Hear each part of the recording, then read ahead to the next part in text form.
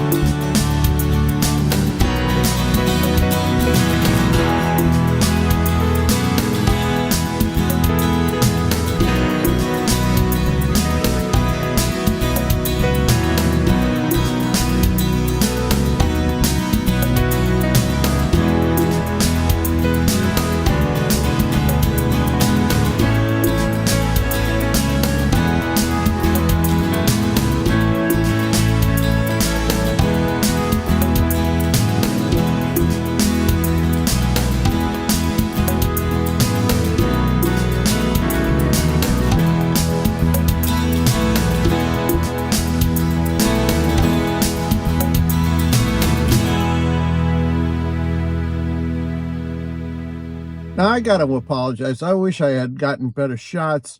The problem is that churches, all of them, have pretty strict rules about who can be wandering around the church with a camera.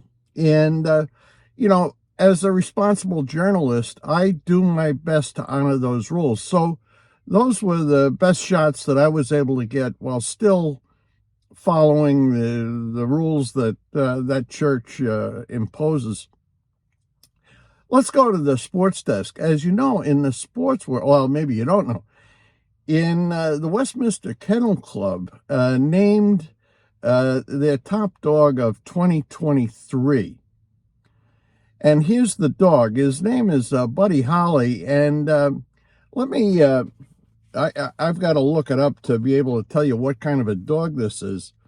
He's a petite Basset Griffon Vendine. Okay, you and I don't know what that is, but it's Buddy Holly.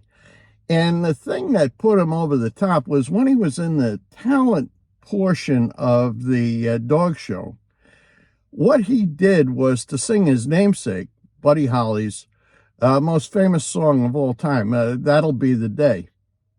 Now, I've got to say that he didn't sing it in English. He sang it in dog.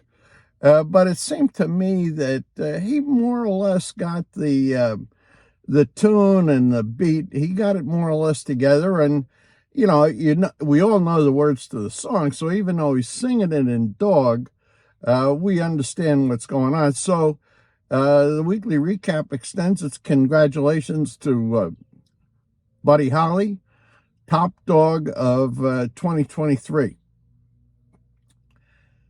Now, in the information section here, I've got to say, when we were driving back from Florida, from New Jersey. I noticed something odd about rest areas on I-95, and that is how many they are and how they're spaced.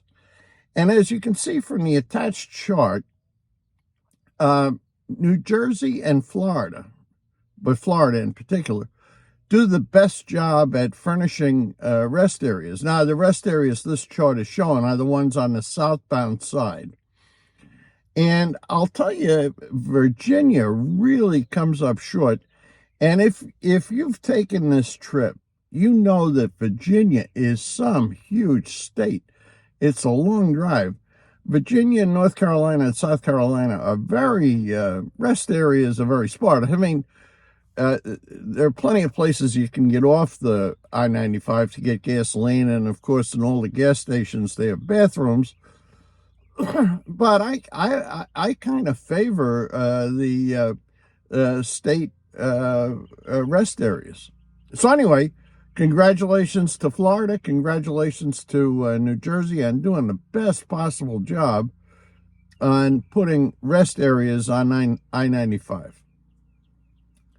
Now, that's my report for this week. Coming up this weekend it's going to be a pretty big weekend in Vero Beach. We're going to have the annual Vero Beach Seafood Festival, which I attend every year. And, of course, next week I'll have a report on the Seafood Festival. I was a little disappointed, I think, in it last year, if I recall correctly. So I'm sure you're going to want to check in next weekend. And also, we've had some developments in the Susan Tomasi murder case. I think we're getting much closer to the local 7-Eleven opening up. And if it does, of course, we'll have full coverage of that. So thanks for checking in this week, and we'll see you next week. Everybody, take care.